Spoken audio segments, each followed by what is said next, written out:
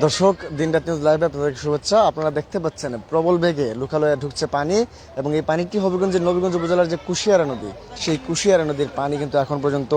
আসলে এখন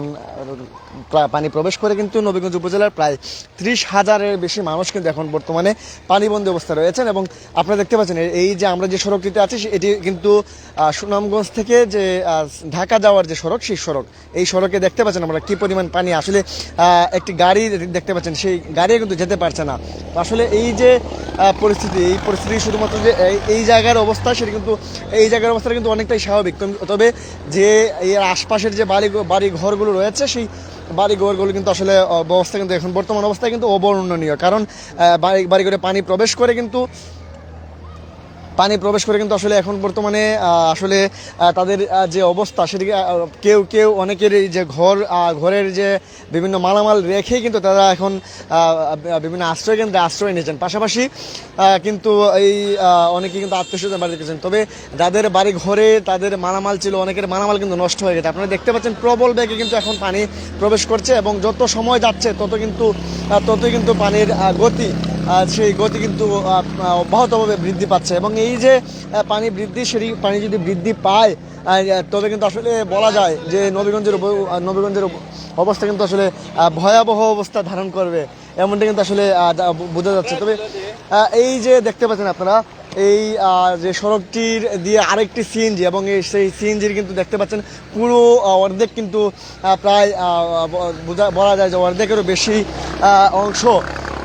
ভিজে গেছে, এমনটা কিন্তু আসলে দেখতে পাচ্ছেন, আপনারাও দেখতে পাচ্ছেন দর্শক। এবং একটু দেখাতে চাই এই অংশটি দিয়ে এখন আপনারা কি পরিমাণ পানি প্রবেশ করছে, এবং পানি কিন্তু ফুলে রয়েছে। এই জায়গাটি দিয়ে পানি ফুলে রয়েছে, এবং সেই ফুলে কিন্তু পানি প্রবেশ করছে। তো আসলে বলা যায় পানি যত সময় যাচ্ছে তত কিন্তু আসলে বৃদ্ধি পাচ্ছে, এবং এই বৃদ্ধি পাওয়ার ফলে বন্যা পরিস্থিতি যতই সময় যাচ্ছে ততই কিন্তু অবনতির দিকে যাচ্ছে, এবং নতুন নতুন এলাকা প্লাবিত হচ্ছে। এবং এই যে নতুন নতুন এলাকা প্লাবিত হচ্ছে, সেই সাথে কিন্তু মানুষের একটি সেই দুর্ভোগ কিন্তু মানুষের বৃদ্ধি পাচ্ছে। তো আসলে বলা যায় যে এখন পর্যন্ত যদি আসলে যে সেই নদ নদীর পানি যদি বৃদ্ধি পাওয়া না কমে, তাহলে কিন্তু আসলে অব্যাহতভাবে এই নতুন নতুন এলাকা প্লাবিত হওয়া শুরু করবে, এবং অবস্থা কিন্তু আসলে ভয়াবহতার দিকে চলে যাবে। আমরা যেটুকু জানতে পেরেছি এখন পর্যন্ত যে নবীগঞ্জ উপজেলার ইনাদগঞ্জের যে বিভিন্ন আশ্রয় কেন্দ্র করা হয়েছে, আশ্রয় কেন্দ্রের মধ্যে কিন্তু মানুষ এখন ইতিমধ্যে কিন্তু গতকাল থেকেই মানুষ যেতে শুরু করেছেন, এবং অনেক মানুষ কিন্তু এখন পর্যন্ত আশ্রয়কেন্দ্রে রয়েছেন। অনেকে কিন্তু খাবার দাবার আশ্রয়কেন্দ্রে যেহেতু তারা গেছেন, বাড়ি ঘরের অবস্থা কিন্তু আসলে তাদের যারা শোচনীয়, তারা আশ্রয়কেন্দ্রে গিয়ে অবস্থান করেছেন। তবে অনেকের কিন্তু খাবারের ব্যবস্থা নেই আশ্রয়কেন্দ্রে। তো প্রশাসনের পক্ষ থেকে কিন্তু আশ্রয়কেন্দ্রে খাবারের ব্যবস্থা যদিও আমাদেরকে বলছেন তারা যে খাবারের ব্যবস্থা করছেন, তবে আসলে আমরা কিন্তু এখন পর্যন্ত যে খাবারের যে ব্যবস্থা, সেটি কিন্তু আসলে এখন পর্যন্ত লক্ষ্য করছি না। কারণ দেখতে পাচ্ছেন আসলে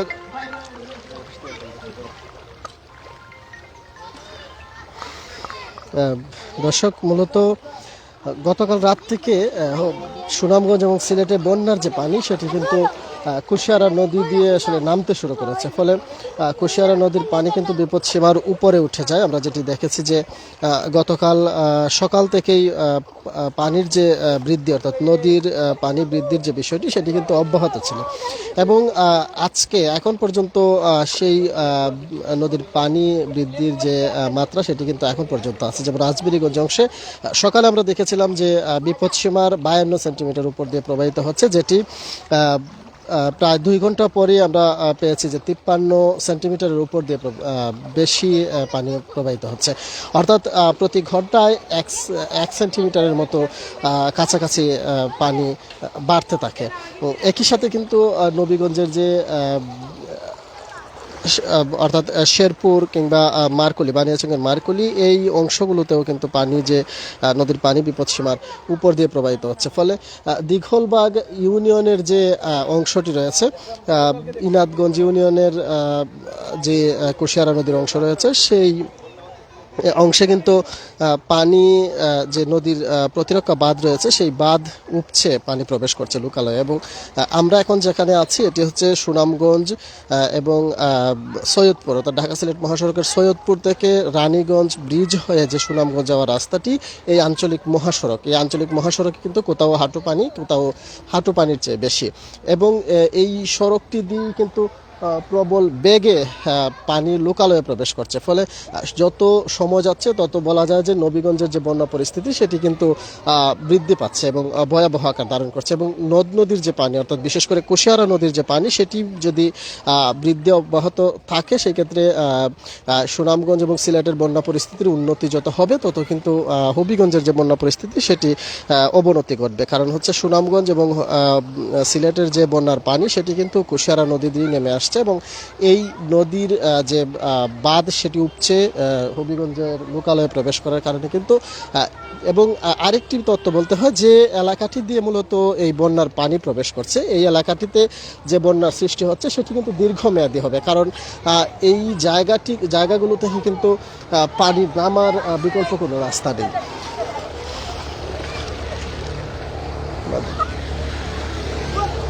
ফলে যেহেতু এখন এই যে আঞ্চলিক মহাসড়কটি সেই মহাসড়ক উঠছে যে পানি লোকালয়ে প্রবেশ করছে এই যে এলাকাগুলোতে মূলত এখন পানি প্রবেশ করছে এই এলাকাগুলোতে কিন্তু বন্যা পরিস্থিতি যতটা সৃষ্টি হবে ততটাই কিন্তু দীর্ঘমেয়াদী হবে কারণ হচ্ছে আমরা যেটি দেখেছি যে সুনামগঞ্জ কিংবা সিলেটের যে বন্যার পানি সেটি কিন্তু ভাটি নেমে আসছে এবং যেহেতু এই পানিগুলো আসলে এমন জায়গাতে প্রবেশ করছে যেখান থেকে ভাটি নামার কোনো বিকল্প কোনো রাস্তা নেই ফলে এই বন্যার পানিটা আসলে যেগুলো এলাকা আক্রান্ত হচ্ছে সেই এলাকাগুলো কিন্তু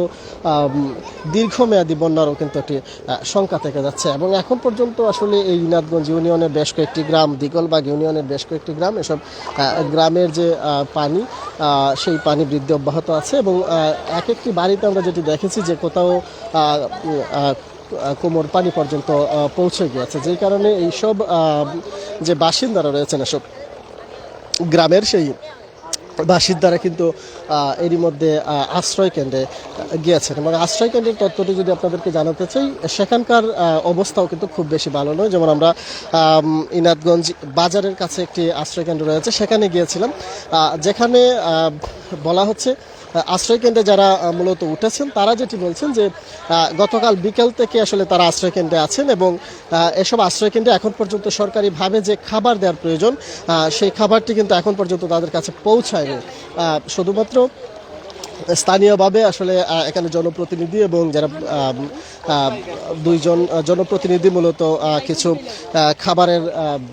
ব্যবস্থা করে দিয়েছিলেন আপাতত তাদেরকে এই খাবারগুলোকেই আসলে তাদের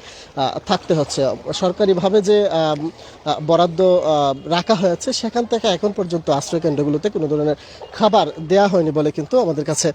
অভিযোগ করেছেন তো সবশেষ আসলে যেটি বলতে হয় যে এখন পর্যন্ত যেহেতু কুশিয়ারা নদীর বাঁধ উপচে লোকালয়ে পানি প্রবেশ করছে এবং যত সময় যাচ্ছে পানি প্রবেশের যে গতি সেটি কিন্তু বৃদ্ধি পাচ্ছে ফলে বলা যায় যে বন্যা পরিস্থিতি আরও অবনতি হবে যত সময় যাবে ততটাই অবনতি হওয়ার শঙ্কা রয়েছে।